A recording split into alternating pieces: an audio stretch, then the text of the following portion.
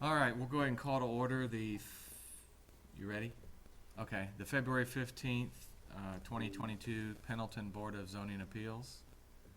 And we'll do a roll call starting to my left. Jenny Sisson. Kyle Icorn. Jamila Zafar. Jerry Burmeister. All right, we do have a quorum. And I think Jerry needs an oath of office. Is that right? No, we did that last time. Oh, we did? Last time. Okay. We had an My best attorney friend just present. didn't take it. Okay. All right, so no oath of office required. The January meeting minutes are on your drive if you want to look at those, and I'll entertain a motion to approve.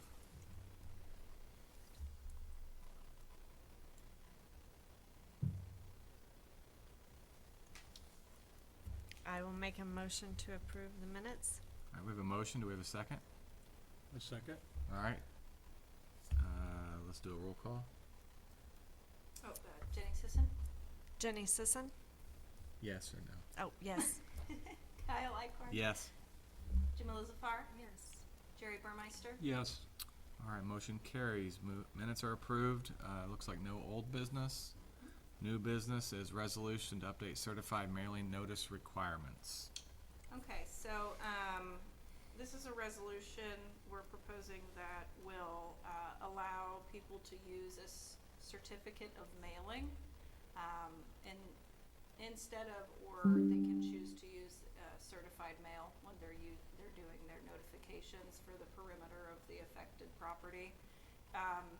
It's essentially the same thing. Now, Jeff, correct me if I'm wrong, but it's just a lot more cost efficient. It's, I think, $1.50 a mailing instead of $8 or $9 a mailing, and it's a quicker turnaround. So And what this form of mailing does, it shows that the mailing did indeed go out. There's no return receipt. But so many times on our petitions, we just ask, did the notices go out? Ultimately, if they receive them, is up to the recipient or the U.S. Postal Service. It's out of the petitioner's hand, out of the town's hands. The state statute says that you and the Plan Commission shall determine the methodology to notify interested parties. And this particular method, at least in practice, I think meets all the requirements of due process for people to actually be notified. And as Hannah has talked about with me and May with you, we have a distance. Was it 200 feet, Hannah? 150. 150 feet, but in a town or a municipality, that can chew up a lot of parcels. Out in the country, that makes a lot of sense, but in the town, it's you can get a lot of parcels, which is fine, but that can really crank up the cost for the petitioner. So this was Hannah's suggestion, and I endorse it from a legal standpoint, and I'm sure that future petitioners will as well from a cost standpoint. Any Any just, questions or discussion or anything?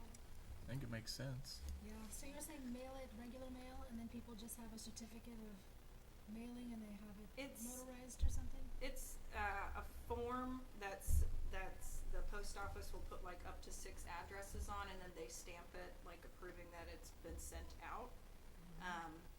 Is that correct, Jeff? Yes, that's correct. You'll have a government form that's saying these went out on this date. It looks very similar to certified mail. It's just a little bit different, and the post office doesn't track it when if and when it comes back. And as mentioned in the resolution, during COVID, and understandably so, mail carriers weren't going up to people's houses and say, "Hey, sign for this." They would write COVID on the back and send it back, which we accepted.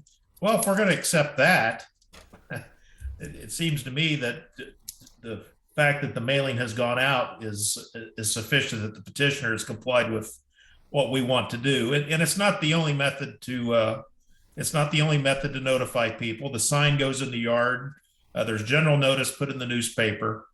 A lot of times I've seen it on our social media sites in the town. And so put that all together, the town's, I believe, in good footing in saying, we've let the interested parties know that there's going to be a public hearing that might affect them so they can come speak their piece. Yeah, and other towns around here use it certificate of mailing or certified mail. It's Yeah, up that's to what the I've seen. petitioner. So that's how our applications will look.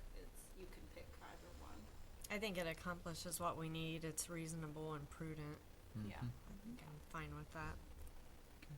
So Jeff, what do I need to do to pass the resolution, or how do we do that now? Yeah, Well, Mr. Icorn could entertain a motion to adopt the resolution, give it a number, probably 2022-01, and we could call it dash BZA if we wanted to differentiate it from the council and the RDC and things like that. But I don't know what the numbering convention, but that would work. I just have 22-01. That'll work. All right, I'll entertain a motion to adopt Resolution 22-01 as presented. Oh, we have a You motion. need a second, huh? No, he's asking for the original motion. Yeah. You want to do it? I'll make a motion to accept this. All right, motion, do we have a second? I'll second. All right, all those in favor say aye. Aye. Opposed? None opposed, motion carries.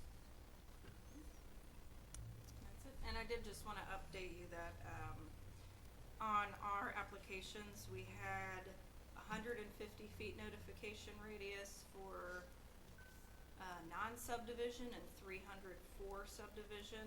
There's nothing that states we have to do that in our rules. There was nothing, I'm not sure why it was like that, so I updated it to follow what our rules say, which is 150 feet perimeter around any affected property. So I did just wanna let you know I updated that to be accurate Okay. with our rule set, so. That is all we have. All right. Any public comment from online? It looks like not. No? Okay. Meeting adjourned. Thank you. Thank you. Who signed this? One of these, I had you sign the wrong one. Oh. Well, since she's not leaving